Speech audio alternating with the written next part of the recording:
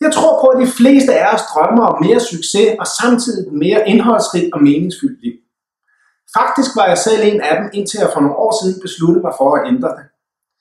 Min historie går en 12-13 år tilbage, hvor jeg var med til at starte en rekrutterings- og konsulentvirksomhed op for bunden. Og i løbet af 6 år fik vi oparbejdet en kæmpe kommerciel succes med en 3-cifret millionomsætning og mere end 150 medarbejdere i arbejde. Men på trods af den her kommercielle succes, så synes jeg ligesom, der var noget, der manglede. Der var noget, der ligesom ikke rigtig gav fuld mening i forhold til det, jeg ligesom gik og søgte, uden at jeg af den grund ligesom kunne sætte navn på, hvad det var, jeg gik og ledte efter. Indtil jeg for 10 år siden så mødte en mentor, der spurgte mig i en bog, hvad er det egentlig, du rigtig gerne vil huskes for her i livet? Og jeg kan bare huske, at jeg svarede med det samme. Jamen, jeg vil huskes for de varige forandringer og den succes, jeg har bidraget til i andre menneskers liv. Jeg har været med til at gøre det sådan, så den dag de tjekker ud herfra, at de tjekker ud herfra med et stort smil på læben og siger, yes, I did it. Jeg har levet mit liv på den måde, jeg gerne ville. Jeg har været det for de mennesker, som jeg gerne vil. Og jeg har gjort den forskel, som jeg rigtig gerne ville gøre for andre. Men på det tidspunkt, der forstod jeg ikke sådan helt, hvordan det svar ligesom kunne være med til at understøtte og finde den brik, som jeg ligesom gik og ledte efter. Men det triggede et eller andet ind i mig, og jeg begyndte at interessere mig for personlig udvikling, og altså deltid for, hvad det er, der får os mennesker til rent faktisk at eksekvere på det, vi går og drømmer om.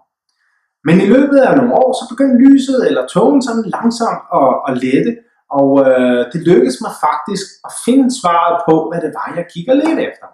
Og der var i særdeleshed 2 ting, som ligesom gjorde udslaget for mig. Det ene, det var, at jeg forstod, hvor vigtigt det var, at det her livsformål med at bidrage positivt til varige forandringer og succes i andre menneskers liv, at det livsformål skulle integreres som værende noget af det, jeg ligesom også beskæftigede mig med primært i løbet af min dagligdag.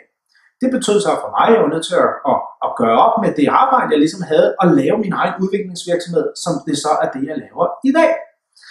Det andet, jeg gjorde, det var, at jeg begyndte at interessere mig for, hvad er det egentlig andre succesrige mennesker, som i mine øjne jo både kommercielt havde en stor succes, men også havde formået at få ligevægt på at have lidt mere mening med det, de gjorde, velgørenhed eller hvad det nu kunne være. Hvad var ligesom deres hemmelige opskrift på at få hele pakken til bedre at hænge sammen?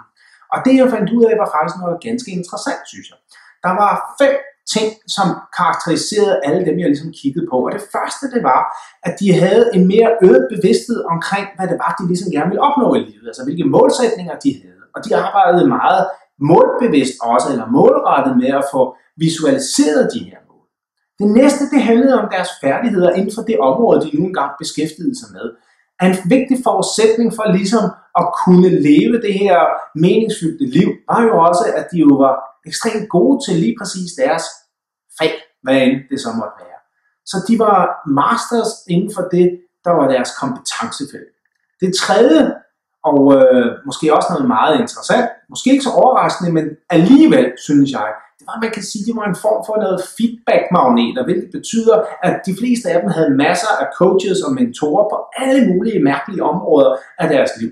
Og det havde de jo ikke, fordi at de ligesom tænker, at de ikke havde svarene på de forskellige områder altid, men simpelthen fordi det ligger så dybt indgroet i dem, at hvis man ligesom gerne vil have det bedste livet kan tilbyde dig, jamen hvorfor så ikke også søge svarene for nogen, der måske allerede har de her svar, eller kender de her svar på forhånd? Hvorfor altid tage den svære vej? Hvorfor ikke tage den lette vej?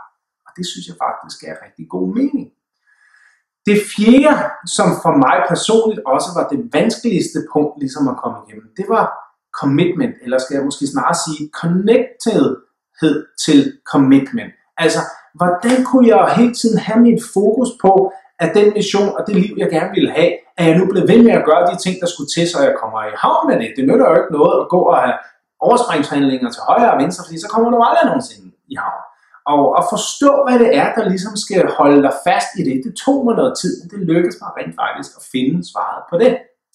Det femte, og måske i virkeligheden også det vigtigste, i hvert fald mentale element i hele den her 5-trinsraket, det er en mental fokus på konstant at være den bedste udgave af dig selv. Og hvad betyder det så? Jamen det betyder jo, at i enhver henseende, så ser man ikke for eksempel problemerne som værende uoverskuelige. Man ser mere dem som en kærkommen udfordringen og siger, det kan godt være, at jeg ikke kender svaret på det, men så finder jeg løsningen på det. Det gælder ikke om at være perfekt, men det gælder om konstant hele tiden at søge og gøre det bedste, du nu engang kan.